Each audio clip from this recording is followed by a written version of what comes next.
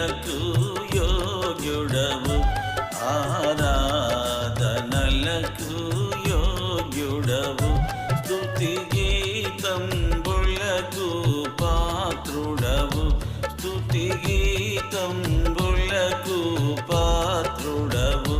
ప్రభు యేసు నిన్ను పూజితును, ప్రభు యేసు నిన్ను పూజితును, మనసార నిన్నే కీర్తింతును, మనసార నిన్నే కీర్తింతును.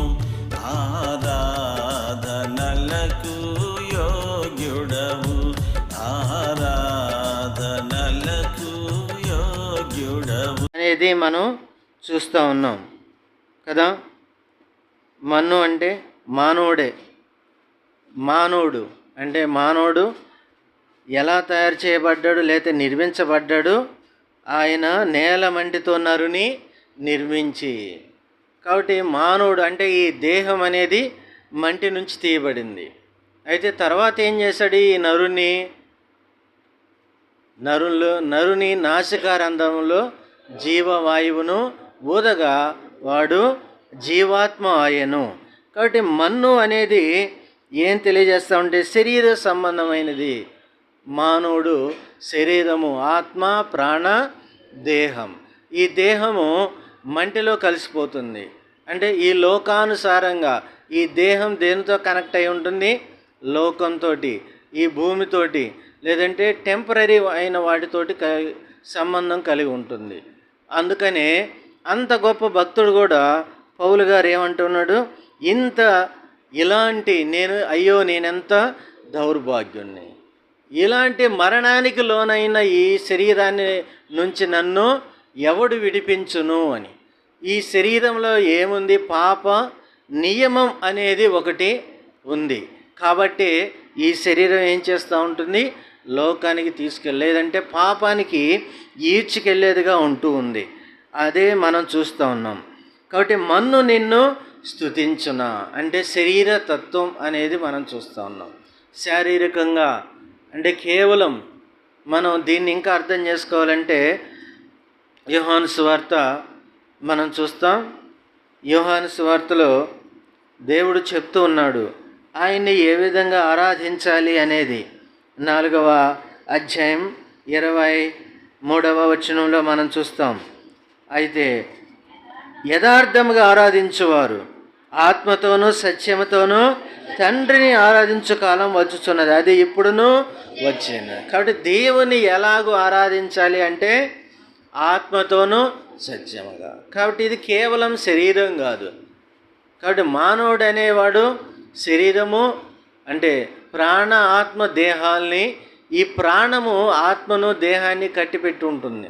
ఎప్పుడైతే ప్రాణం పోతుందో ఆత్మ దాన్ని దయచేసిన దేవుని దగ్గరికి వెళ్తుంది, శరీరం ఏమవుతుంది? మంటిలో కలిసిపోతుంది. అది కాబట్టి ఈ రెండిటిని, ఆత్మను శరీరాన్ని బంధించి ఉంచేది ఏంటిది? ప్రాణం. ఇది గాలిలో కలిసిపోయినప్పుడు ఆత్మ దేవుని దగ్గరికి వెళ్తుంది. అంటే దానిని దయచేసిన దేవుని దగ్గరకు, శరీరం మంటి కాబట్టి మన్ను నుంచి తీశారు కాబట్టి మంటిలోకి వెళ్ళిపోతుంది. అది చూస్తూ ఉన్నాం. కాబట్టి ఇక్కడ శరీరము అనేది శరీరాన్ని ఆస్వాదము చేసుకొని అని. ఇక్కడ శరీర తత్వంగా మనం ఆయన్ని ఆరాధించలేము. దేవుణ్ణి ఆరాధించేవారు ఆత్మతోనూ సత్యముగా ఆరాధించాలి. అంటే ఆత్మలో జీవం కలిగి ఉండాలి. మానవుడు జన్మ కర్మ పాపి కాబట్టే దేవునితోటి సంబంధం కోల్పోయాడు. అదే మనం ఆదికాండంలో చూస్తాం. నిన్ను బట్టి ఈ భూమి శపించబడింది. మానవుడు ఈ ఏదైనా తోటలో నుంచి అనగా దేవుని సన్నిధిలో నుంచి త్రోసివేయబడ్డాడు. జీవవృక్ష ఫలాన్ని చెట్టుని లేదా చేరుకోవడానికి అవకాశం లేదు. ఆ తోట మధ్యలో ఏమేమి ఉన్నాయి? మంచి చెడ్డలు తెలివినిచ్చే వృక్షం, అలాగే రెండోది జీవవృక్షం కూడా ఉంది. 2 చెట్లు ఉన్నాయి. అయితే దుష్టుడు లేదా అపవాది అవ్వను ఏ విధంగా ప్రోత్సహించాడు, ప్రేరేపించాడంటే మంచి చెడ్డలు తెలివినిచ్చు చెట్టు, అంటే ఏ చెట్టు ఫలాలైతే తినకూడదని దేవుడు ఆజ్ఞ ఇచ్చాడో ఆ చెట్టు తినేటట్టుగా, అంటే ఆజ్ఞ అతిక్రమమే పాపం. సో ఈ పాపాన్ని బట్టే మానవుడు దేవుని యొక్క సన్నిధిని కోల్పోయాడు.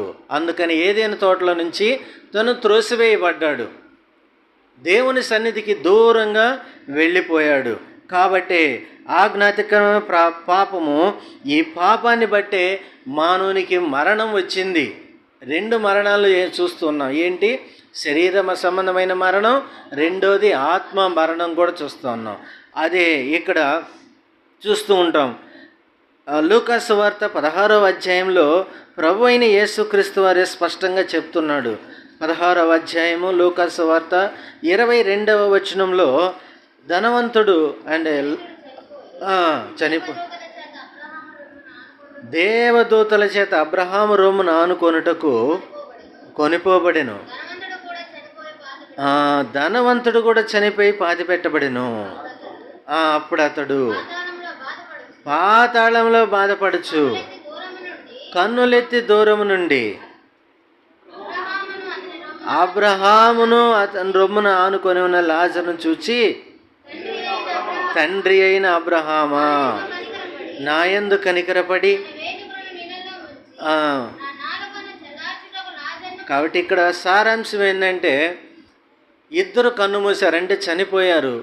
ఒకరు అబ్రహాము రొమ్మున, అంటే పరదేశికి వెళ్ళారు. ఎవరైతే లాజరు. రెండవ ధనవంతుడు ఏం చేశాడు? తను కూడా చనిపోయి ఒక ప్రదేశంలో కళ్ళు తెరిచారు. అది ఎక్కడంటే పాతాళంలో కళ్ళు తెరిచాడు. అంటే ఇక్కడ కన్ను మూస్తే ఇంకొక చోట నిత్యమైనటువంటి స్థానంలో, నిత్యమైనటువంటి ఆ జీవితం కొరకై కన్నులు తెరవలసి ఉన్నాడు మానవుడు. ఇక్కడ కన్ను మూస్తాం, ఇంకొక చోట కళ్ళు తెరుస్తాం. అది ఎక్కడ అనేది, ఆ డెసిషన్ అనేది భూమి మీద ఉండగానే జరగాలి. ఆ డెసిషన్ లాజరు తీసుకున్నాడు, దేవునితో సంబంధం కలిగి ఉన్నాడు. కాబట్టి అక్కడ నిత్య రాజ్యంలో ఎంతో నెమ్మది కలిగిన ఆ పరదేశంలో కళ్ళు తెరిచాడు. ఇంకొక వ్యక్తి మాత్రం తన ఇష్టానుసారంగా జీవించాడు. అందుకని తండ్రి అయిన అబ్రహాం అంటే ఇతను అబ్రహాం తెలుసు, విశ్వాసులకు తండ్రిని తెలుసు, అలాగే ఏ నీతిమంతుడని తెలుసు, లేదా బైబిల్ గురించి, ఈ వాక్యం గురించి అంతా తెలుసు. కానీ ఆ విధంగా తన యొక్క ఆత్మను బ్రతికించుకొని దేవునికి ఇష్టానుసారంగా జీవించిన జీవితం లేదు. అందుకని అబ్రహాం ఏమంటున్నాడు? నా కుమారుడా, నీవు నీ జీవితకాలం అంతా నీకిష్టమైనట్టు సుఖము, నీకిష్టమైనట్లుగా జీవించావు, నీకిష్టం వచ్చినట్లుగా బ్రతికావు. దేవుణ్ణి లెక్క చేయలేదు, దేవుని వాక్యాన్ని లక్ష్య పెట్టలేదు, రక్షణ గురించిన, ఆత్మను గురించిన అవగాహన లేకుండా నీ ఇష్టానుసారంగా జీవించావు. కాబట్టి నీవు ఇప్పుడు పాతాళంలో ఏం పడుతున్నావు? వేతన పడుతున్నావు. కాబట్టి ఏం జరిగింది? లాజరు అయితే అక్కడ దేవుణ్ణి అంటిపెట్టుకొని ఉన్నాడు అనేది. కాబట్టి దేవుడు ఏం చేస్తున్నాడు? లాజరు ఏం చేస్తున్నాడు? అక్కడ దేవుణ్ణి ఆరాధించే స్థితిలో ఉన్నాడు. అయితే ధనవంతుడు పాతాళంలో యాతన పడుతున్నట్లుగా మనం చూస్తూ ఉన్నాం. అయితే ఇక్కడ కీర్తన గ్రంథం 30లో మనం చూసాం కదా, 9వ చరణంలో, మన్ను నిన్ను స్తుతించునా, నీ సత్యమును గూర్చి అది వివరించునా. అది అంటే మానవుడు శారీరకంగా మనం దేవుణ్ణి ఆరాధించలేము. ఇప్పుడు ఇతని ఆత్మ ఇక్కడ రక్షణ పొందలేదు కాబట్టి నరకానికి వెళ్ళింది. అక్కడేముంది? అగ్ని ఆరదు, పురుగు చావదు, వేదన రోదన, పండ్లు కొరుకుట, ఇంకా దేవుణ్ణి ఆరాధించేదేమి లేదు.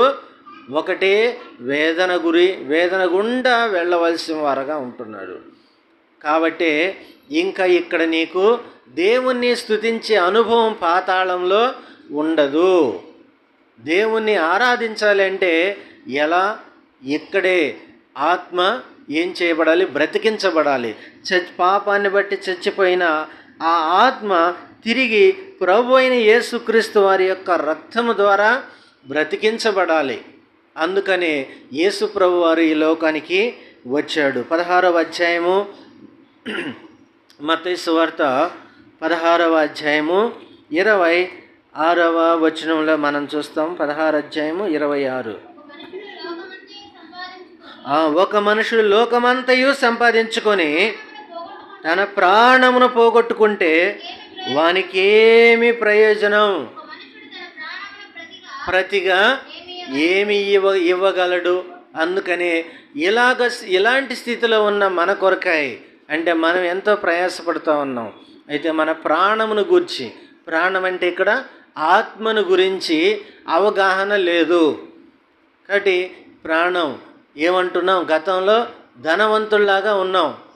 నా ప్రాణమా తినుము త్రాగుము సుఖించుము, హ్యాపీగా ఉన్నాం. అయితే దేవుడు కనికరించి ఒకానొక దినాన నీవు ధనవంతుల్లాగా జీవిస్తే ఏమంటున్నాడు? వెర్రివాడా, ఈ రాత్రి నీ ప్రాణము అడుగుచున్నారు. నీవు సంపాదించినవన్నీ ఎవరికి సొత్తు అవుతుంది? ఎవరి పాలు అవుతుంది? కాబట్టి ఎవరికి చెందును? మనం సంపాదించుకుంటాం.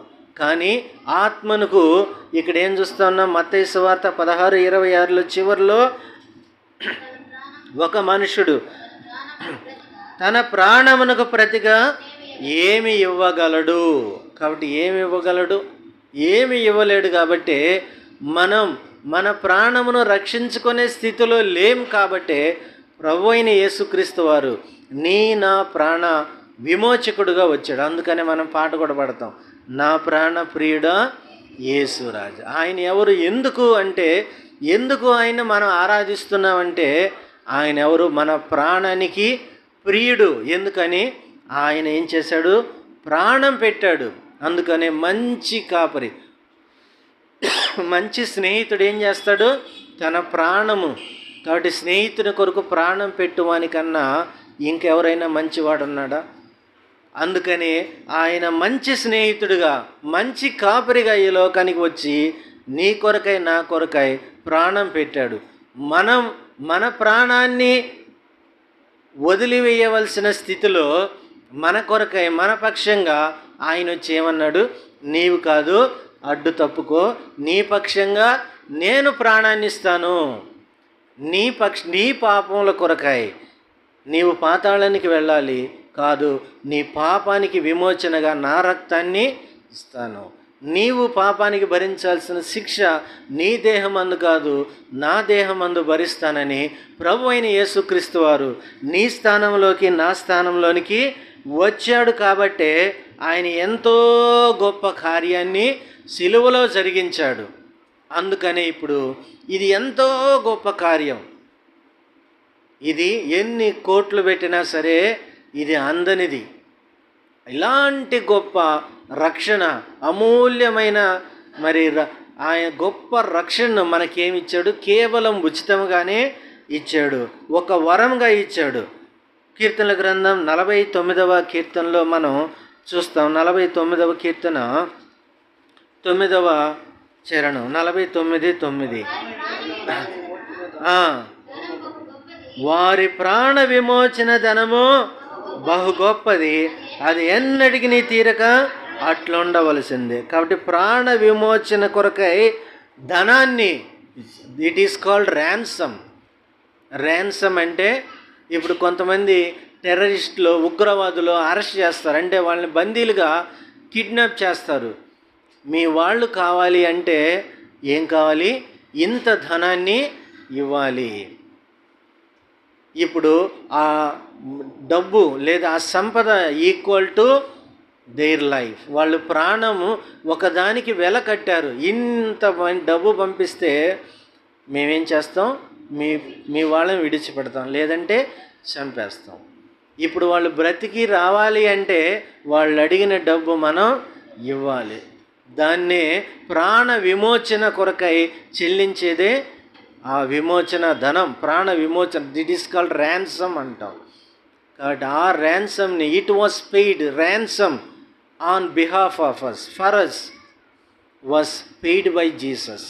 నీ కోసం, నా కోసం ప్రభు అయిన యేసుక్రీస్తు వారు ప్రాణ విమోచన క్రయధనాన్ని ఆ సిలువలో చెల్లించాడు. కాబట్టే మనం బాకీ లేము. బాకీ ఉన్నవాడు వదిలిపెడతాడా? వదిలిపెడతాడా? వడ్డీతో సహా వసూలు చేస్తాడు. వడ్డీతో సహా ఇచ్చేవారికి ఏం చేస్తాడు? ప్రాణం విసిగిస్తాడు. అందుకనే సంసోను విషయంలో కూడా సంసోను ఎందుకు చెప్పాడో తెలుసా? తన ప్రాణము విసిగి చావగోరెనని ఒక మాట మనం చూస్తాం అక్కడ న్యాయాధిపతుల్లో. ప్రాణం విసిగించింది దెలీలా, విసిగించింది. అప్పుడు విసిగిపోయి ప్రాణము విసిగి చావగోరాడు కాబట్టే నా ప్రాణం ఇక్కడ ఉంటుందని చెప్పాడు. అలాగా మనల్ని కూడా ఏం చేస్తాడు? పాపం మనం చేశాం, జన్మ కర్మ పాపాన్ని బట్టి దుష్టుడు మనల్ని వదిలిపెట్టడు. అయితే మనం వీఆర్ ఫ్రీడ్, వీఆర్ సేవ్డ్. కారణం మనం పాపం నుంచి విమోచించబడ్డాం. ఆ యొక్క బాకీ అంతటిని ప్రభువైన యేసుక్రీస్తు వారు చెల్లించారు. ఆయన రక్తం మన యేసు రక్తము ప్రతి పాపం నుంచి మనలను కడిగి పరిశుద్ధులుగా చేస్తుంది. అలాగూ ఎక్కడైతే ఎవరి పాపములైతే ప్రభువైన యేసుక్రీస్తు వారి రక్తంలో కడగవేయబడతాయో వాళ్ళ మీద మాత్రమే సమాధికి ఏం లేదు, అధికారం లేదు. గోతికి ఏం లేదు, అధికారం లేదు. కీర్తనల గ్రంథం 30వ కీర్తనలోనే మనం చూస్తాం. 3వ వచనం, 3వ చరణం. యెహోవా పాతాళంలో నుండి నా ప్రాణమును లేవదీసితివి, నేను గోతులోనికి దిగకుండా నీవు నన్ను బ్రతికించితివి. పాతాళంలో నుంచి అయ్యా నా ప్రాణాన్ని లేవదీసి. ఎందుకని? ఎక్కడో అట్టడుగునున్న అప్పులు కూపంలో పడి ఉన్న నన్ను ఎవరన్నా సహాయం చేశారనుకో, అయ్యా నన్ను ఇక్కడి నుంచి లేవదీశారు అన్న. పడిపోతే ఏం చేస్తాను? చెయ్యిచ్చి లేవను. గోతులో పడితే చెయ్యిచ్చి లేవనెత్తుతాం. అలాగే మనం కూడా పాతాళంలో పడటానికి సిద్ధంగా ఉన్నాం.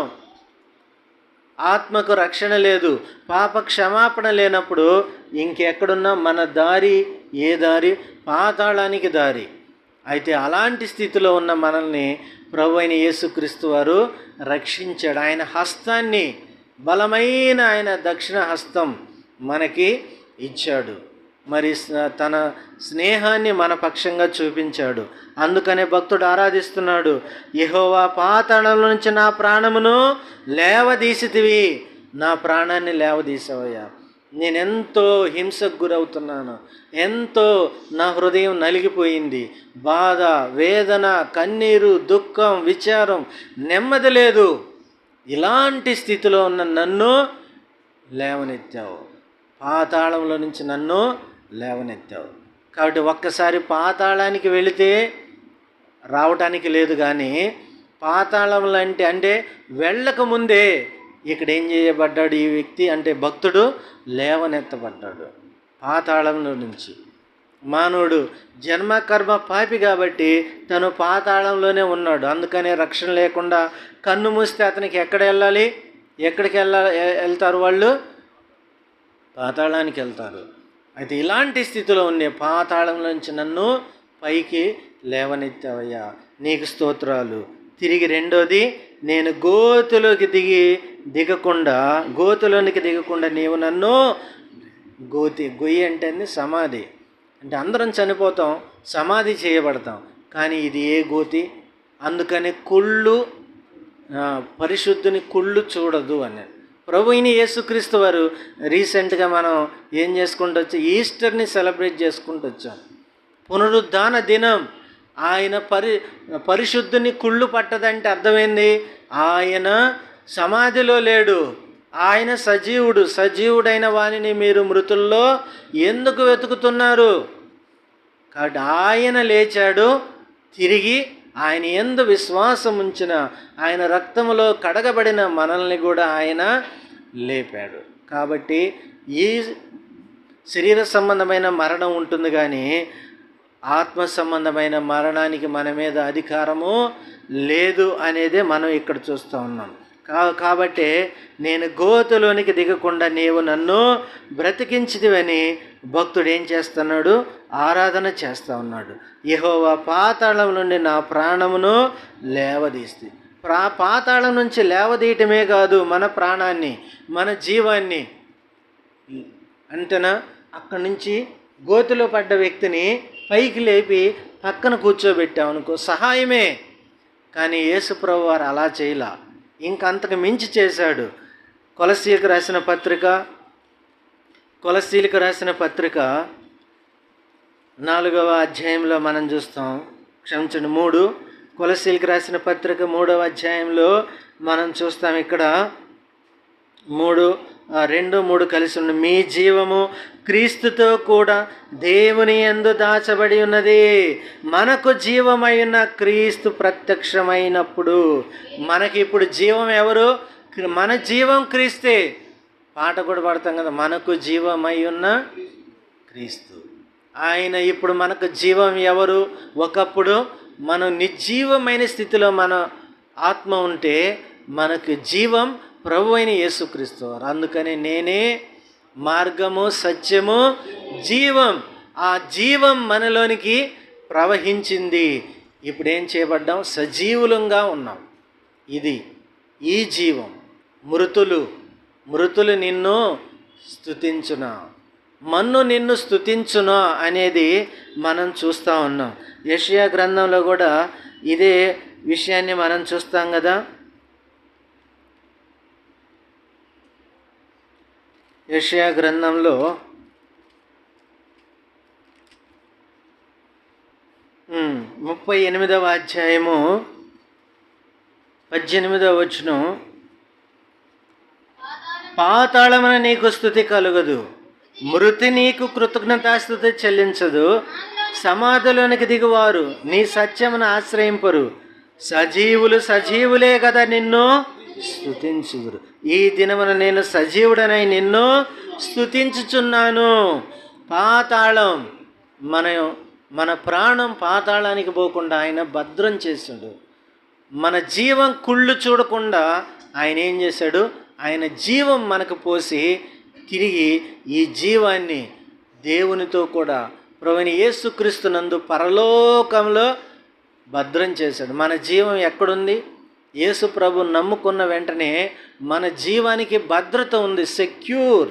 There is a secure for every one's life. మన జీవానికి ఒక సెక్యూరిటీ ఉంది. ఏంటిది? ఎక్కడ కాదు. అందుకనే మీరు దేహమును చంపువానికి మాత్రమే భయపడొద్దు, దేహమును ఆత్మను నరకములో త్రోసివేయగలవానికే భయపడండి. కాబట్టి ఎవరు త్రోసివేసేది? ప్రభువైన దేవుడే. కాబట్టి ఆ దేవుని యందు మనం ఏం చేయబడ్డాం? మన జీవం దాచబడి ఉన్నది. కాబట్టి అదే మన ధైర్యం. ఈ లోకాన్ని విడిచిపెట్టినా అక్కడ సదాకాలం ఆయనతో ఉంటాం. అందుకనే ప్రభునందు మృతులు ధన్యులు, వారు తమ ప్రయాసముల మాని విశ్రాంతి, అక్కడ విశ్రాంతి ఉంది. అదే కాబట్టి మనం ఏం జరుగుతుంది ఇప్పుడు? సజీవులే కదా నిన్ను స్తుతి. కాబట్టి నిజంగా మరణించిన స్థితిలో, మృతమైన స్థితిలో నుంచి జీవమైన స్థితిలోనికి తీసుకురాబడ్డావా? పాతాళంలో నుంచి మనం ఆ పాతాళంలో నుంచి తీసుకురాబడిన అనుభవం, పాతాళం నుంచి పరలోకంలోనికి తీసుకురాబడిన అనుభవంలోనికి మనం వచ్చి ఉన్నామా అనేదే ఇక్కడ ప్రశ్న. యోహాను సువార్త 5వ అధ్యాయంలో మనం చూస్తే ఇక్కడ ప్రభు అయిన యేసుక్రీస్తు వారు అంటూ ఉన్నాడు. 5వ అధ్యాయము యోహాను సువార్త 5వ అధ్యాయము 24వ వచనం, నా మాట విని నన్ను పంపిన వాని యందు విశ్వాసం ఉంచువాడు నిత్య జీవము గలవాడు, వాడు తీర్పులోనికి రాక మరణం నుంచి జీవంలోనికి దాటి ఉన్నాడని మీతో నిశ్చయముగా. కాబట్టి ప్రభు అయిన యేసుక్రీస్తు వారి మాట, అంటే తండ్రి మాటను, యేసు ప్రభు వారి మాట విని ఆయన యందు విశ్వాసం ఉంచిన వాళ్ళు ఏమవుతారంట?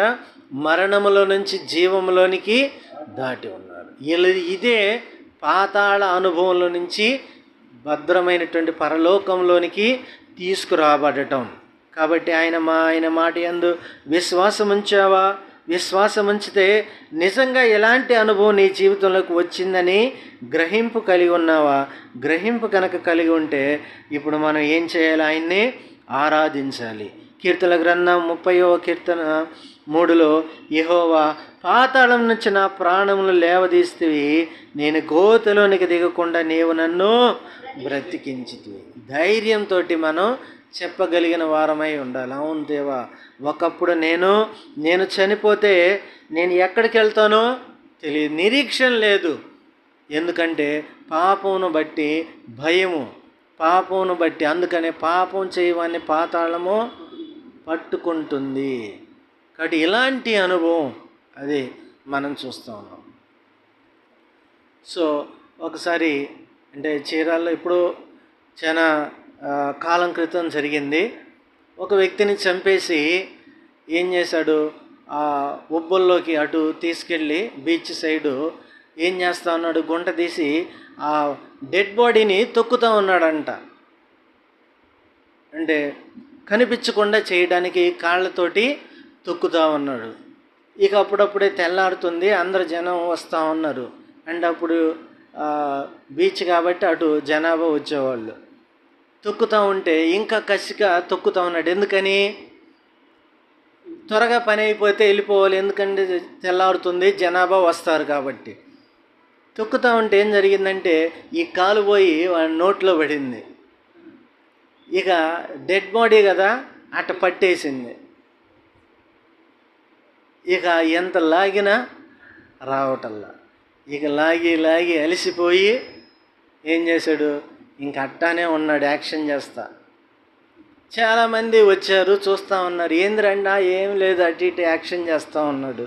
ఎన్ని గంటలు చేస్తాడు?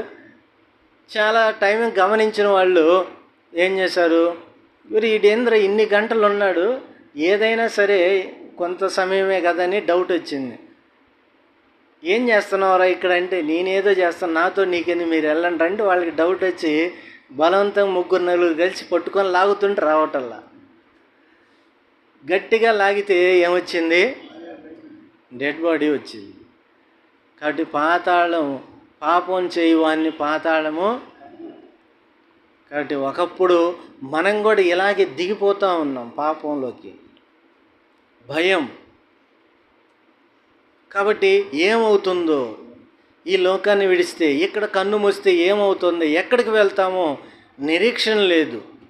భయం, మరణ భయం చేత దాస్యానికి లోబడిపోయాం. మరణం అనగానే భయం.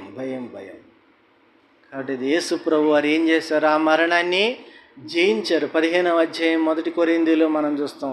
54లో మరణం విజయమందు మరణం మృంగివేయబడింది. ఓ మరణమా నీ విజయం ఎక్కడ, ఓ సమాధి నీ ముళ్ళు ఎక్కడ. కాబట్టి పాపం, మరణమునకున్న ముళ్ళేంటిది, పాపం. కాబట్టి పాపాన్ని ఏం చేశాడు, ఆయన విరిచివేశాడు. కాబట్టి ఆ బలాన్ని కొట్టివేశాడు. మన జీవితంలో పాపంతో ఉన్న మనల్ని ఈ పాపమంతా తన రక్తంతో కడిగి శుద్ధీకరించి దాని నుంచి మనల్ని విముక్తులుగా చేశాడు.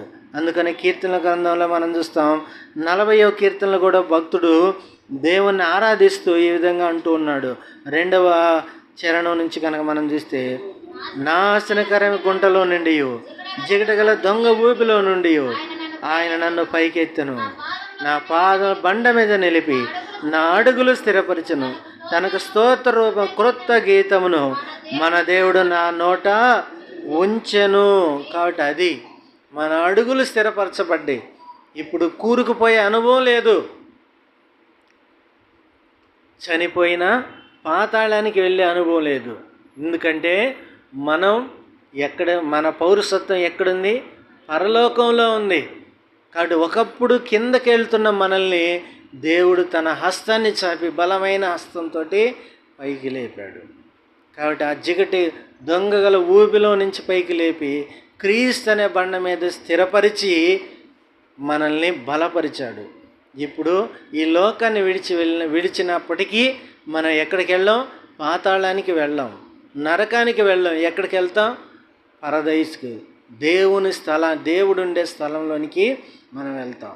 అందుకనే కొలసి మనం చూసాం కదా, 3:3లో మన జీవం క్రీస్తునందు దేవుని దగ్గర ఏం చేయబడింది, దాచబడి ఉంది, భద్రంగా ఉంది మన జీవం.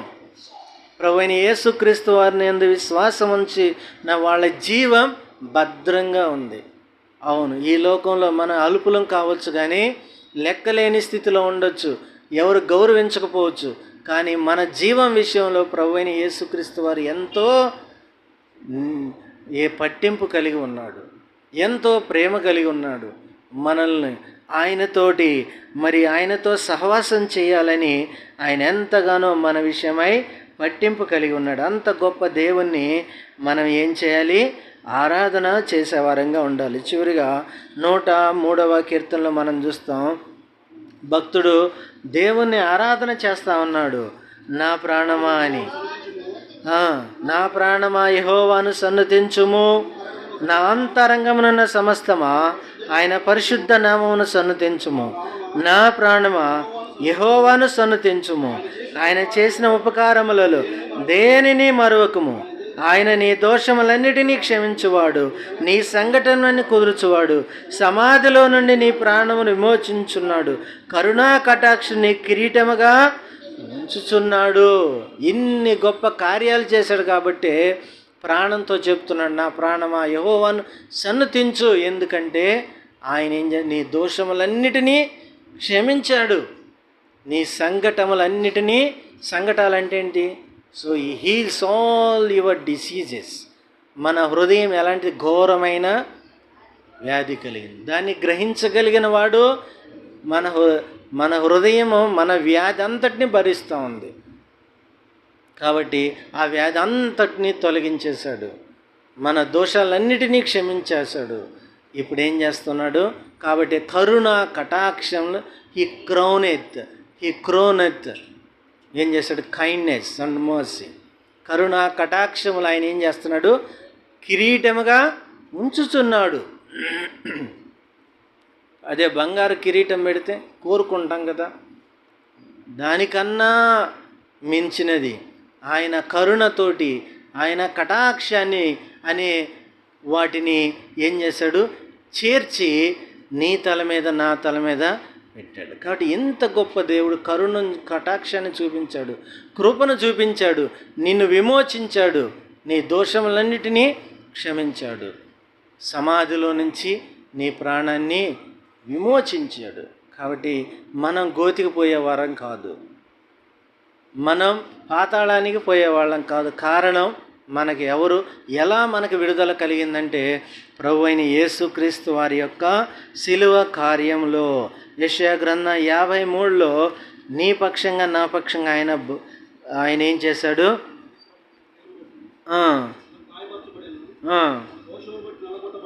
దోషం బట్టి నలగొట్టబడిన మన సమాధానార్థమైన శిక్ష అతని మీద పడెను, అతడు పొందిన దెబ్బల చేత మనకు అక్కడ చూడండి, మన దోషములను బట్టి 103 కీర్తనలో మనం చూస్తాం, నా ప్రాణం నీ దోషములన్నిటినీ ఆయన నీ దోషములన్నీ క్షమించాడు. ఎలా క్షమించగలిగాడు అంటే నా దోషముల కొరకై ఆయన ఏం చేయబడ్డాడు? మన దోషముల కొరకై నలగొట్టబడి. హీ వాస్ బ్రూయిజ్డ్ అంటే కొట్టడం కాదు, నలగొట్టడం. కాబట్టి పైన ఒకటి కింద ఒకటి ఉంటుంది, కొడుతూ ఉంటే ఏం జరుగుతుంది? క్రషింగ్, నలగొట్టబడటం, ఆకారం లేదు. అందుకనే ఆయన చూసి అపేక్షించలాగిన ఆయనలో స్వరూపమైన సొగసైన లేదు. కారణం హి వాజ్ బ్రూయిజ్డ్, నలగొట్టబడ్డాడు. అంతగా ఆయన తన్ను తానే నలగొట్టుటకు అప్పగించుకున్నాడు. కాబట్టి నా దోషములను పాపములను క్షమించడానికి ఆయనకు అధికారము కలదు. అందుకని ఆయన ఏమన్నాడు? భూమి మీద పాపములు క్షమించటకు మనిషి కుమారునికి అధికారం కలదు. ఎట్లా వచ్చింది ఆయనకు అధికారం అంటే నీ పక్షంగా నా పక్షంగా, నీ స్థానంలో నా స్థానంలో ప్రభువైన యేసుక్రీస్తు వారు ఉండి నా పాప భారమంతటిని వహించుకొని దాని కొరకై శిక్ష పొంది చనిపోయి సమాధి చేయబడి తిరిగి లేచాడు. కాబట్టి ఇప్పుడు మరణం మీద ఆయనకు అధికారం లేదు. అలాగే ఆయన యందు విశ్వాసం ఉంచిన మనకు కూడా ఆయన మరణం మీద అధికారము లేదు. రెండో మరణం మీద అధికారము, రెండో మరణానికి మన మీద అధికారం లేదు. మనం ఎందుకని ఆత్మీయంగా జీవింప చేయబడ్డాం కాబట్టి. చివరిగా 30వ కీర్తనలో మనం ఈ వచనాలు చదువుకొని ముగిద్దాం. అందుకని భక్తుడు ఏమంటున్నాడు? 11 నా ప్రాణము మౌనముగా నుండక నిన్ను కీర్తించినట్లు నంగలార్పు నీవు నాట్యముగా మార్చు. నీవు నా గోనె పట్ట విడిపించి సంతోష వస్త్రం నన్ను ధరింపజే. యెహోవా నా దేవా, నిత్యమును నిన్ను స్తుతించెదను. కాబట్టి ఈ విధంగా ఆయన అంటే పాతాళంకి వెళ్ళే అనుభవం, తిరిగి గోతికి వెళ్ళిన అనుభవంలో ఎలా ఉంటుందంటే గోనెపట్ట, దుఃఖ వస్త్రాలు ఇవన్నీ ధరించుకొని ఉన్నానయ్యా, ఏడుపు అంగలార్పు ఉన్నాయి, వీటన్నిటినీ తొలగించి నాకేమిచ్చావు? ఉల్లాస వస్త్రాన్ని. ఉల్లాస వస్త్రాన్ని, సంతోషం, ఆనందం నా జీవితంలో ఇచ్చావు. కాబట్టి వీటిని ధరించుకొని పరిశుద్ధమైన రక్షణ అలంకారాలు ధరించుకొని ఆయన్ని మనం ఆరాధించవలసిన వారంగా ఉన్నాం. ఒకప్పుడు దుఃఖంలో ఉన్న, నిరీక్షణ లేని స్థితిలో ఉన్న మనల్ని అలాంటి గోతులో నుంచి, పాతాళంలో నుంచి మనల్ని లేవనెత్తాడు. క్రీస్తు అనే బండ మీద స్థిరపరిచి మన జీవాన్ని పరలోకంలో క్రీస్తునందు దేవుని దగ్గర భద్రంగా దాచి ఉంచాడు. ఇప్పుడు ఏం చేశాడు? వాటన్నిటినీ, దుఃఖ వస్త్రాలని తొలగించి సంతోష వస్త్రం, ఉల్లాస వస్త్రం, స్తుతి వస్త్రం, ఆనంద వస్త్రాన్ని మనకి అనుగ్రహించాడు. నిజంగా ఎలాంటి వస్త్రాలు ఉంటే ఆయన ఏం చేయాల్సిన వారు ఉన్నా మనం ఆయన్ని ఆరాధించాలి. అవును తండ్రి, ఇలాగా. అవును, వ్యక్తిగతంగా ఇలాంటి ఎక్స్పీరియన్స్ డిఫరెంట్ కావచ్చు. అయితే ఈ వాక్యాన్ని జ్ఞాపకం చేసుకుంటూ మనం కొద్ది నిమిషంలో దేవుణ్ణి ఆరాధన చేద్దాం. మోకరించండి.